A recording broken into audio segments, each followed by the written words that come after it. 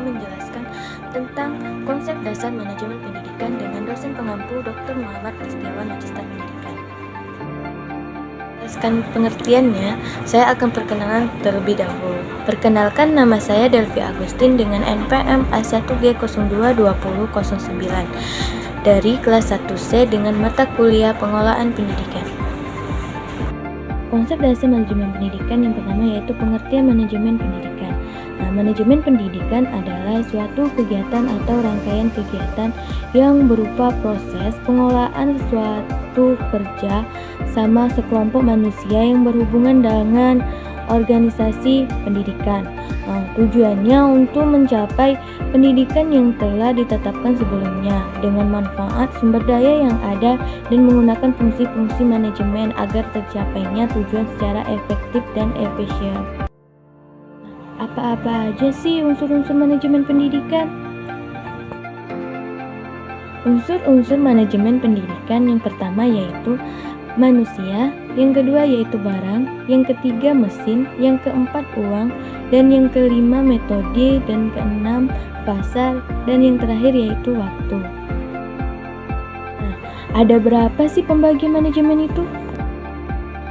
Pembagian manajemen ada 3. Yang pertama yaitu manajemen puncak, yang kedua yaitu manajemen menengah, dan yang terakhir yaitu manajemen pelaksanaan.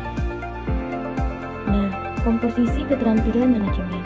Yang pertama yaitu keterampilan teknik. Ini kemampuan untuk menggunakan alat-alat prosedur teknik suatu bidang khusus. Yang kedua yaitu keterampilan konseptual.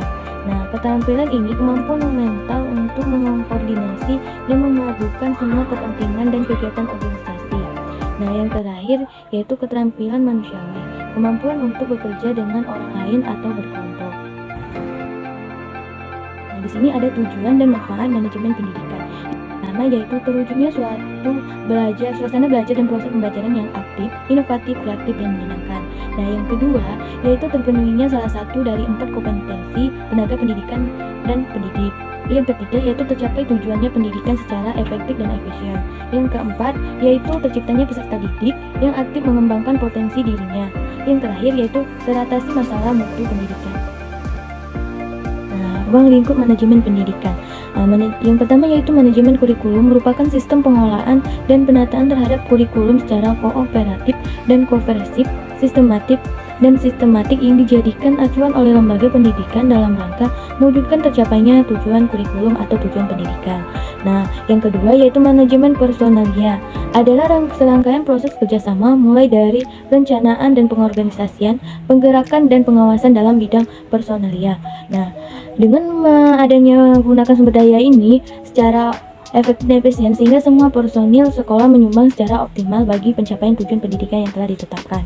Yang terakhir yaitu manajemen peserta didik, merupakan upaya penataan peserta didik mulai dari masuk sampai dengan mereka lulus sekolah dengan cara memberikan layanan sebaik mungkin kepada peserta didik. Yang selanjutnya manajemen sarana dan prasarana merupakan suatu kegiatan bagaimana mengatur dan mengelola sarana dan prasarana pendidikan secara efisien dan efektif dalam rangka pencapaian tujuan yang telah ditetapkan. Selanjutnya yaitu manajemen keuangan atau pembiayaan, adalah serangkaian kegiatan perencanaan, pelaksanaan dan mengevaluasi serta mempertanggungjawabkan pengelolaan dana serta secara transparan kepada masyarakat dan pemerintah. Yang selanjutnya yaitu manajemen administrasi. Manajemen ini secara etimologis berasal dari bahasa Latin yang terdiri dari kata ad dan ministrat. Kata-kata tersebut dalam bahasa Inggris memiliki arti yang sama, yaitu administrasi yang sering berarti melayani, membantu, atau mengarahkan. Selanjutnya manajemen humas. Manajemen humas ini merupakan fungsi manajemen yang diadakan untuk menilai dan menyimpulkan sikap-sikap publik, menyesuaikan polis dan prosedur instansi atau organisasi untuk mendapatkan pengertian dan dukungan masyarakat. Selanjutnya yaitu manajemen layanan khusus. Adalah suatu usaha yang tidak secara langsung berkenaan dengan proses belajar mengajar di kelas, tetapi secara khusus diberikan oleh pihak pada para siswa agar mereka optimal dalam melaksanakan proses belajarnya. Yang selanjutnya yaitu prinsip-prinsip manajemen pendidikan. Yang pertama yaitu memprioritaskan tujuan atas kepentingan pribadi dan kepentingan mekanisme. Nah, yang kedua yaitu mengkoordinasi wewenang atau tanggung jawab. Yang ketiga yaitu memberikan tanggung jawab pada personil sekolah hendaknya sesuai dengan sifat-sifat dan kemampuannya.